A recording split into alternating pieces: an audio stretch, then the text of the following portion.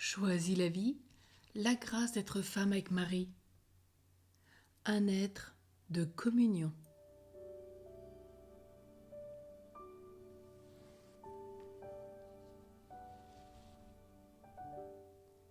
Ève, en hébreu, Hawa, signifie aussi communiquer, raconter, annoncer. Cela nous est dit dans le livre La Voix de la Torah, sur le commentaire sur la Genèse. La femme est un être de relation, de communication.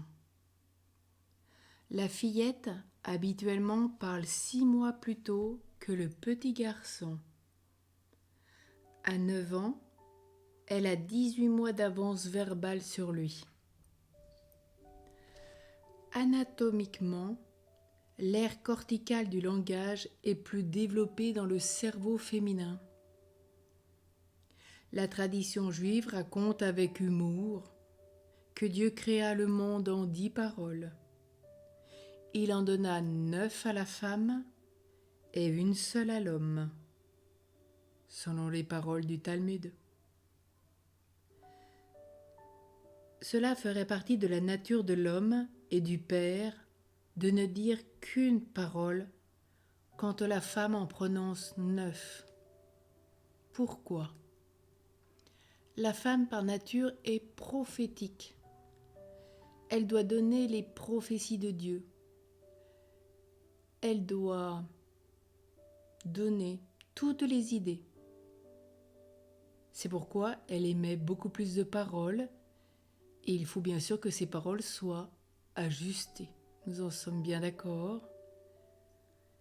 Et l'homme n'en dit qu'une seule, parce qu'il a la grâce de discerner ce qu'il faudra, ce qui est juste, ce qui est nécessaire dans tout ce qui a été émis.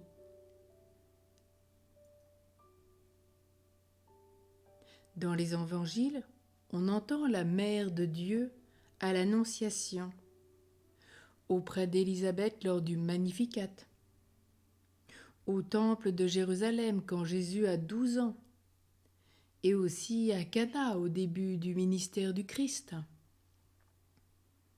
Joseph, quant à lui, reste silencieux. Il est dit toutefois qu'il prononce le nom de Jésus.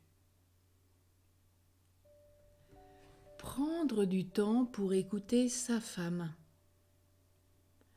à condition bien sûr que celle-ci ne soit pas dans le bavardage ou les paroles inutiles.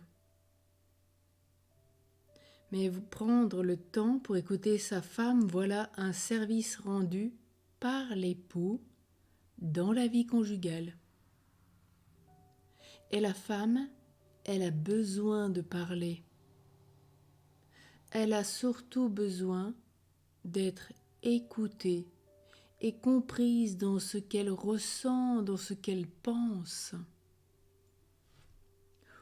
On l'entend trop souvent dire à propos de ce conjoint « ce n'est pas la peine, il ne m'écoute pas ».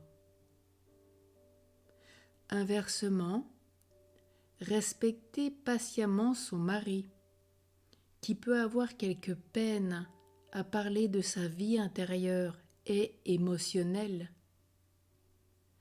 Voilà aussi un bon service rendu par l'épouse.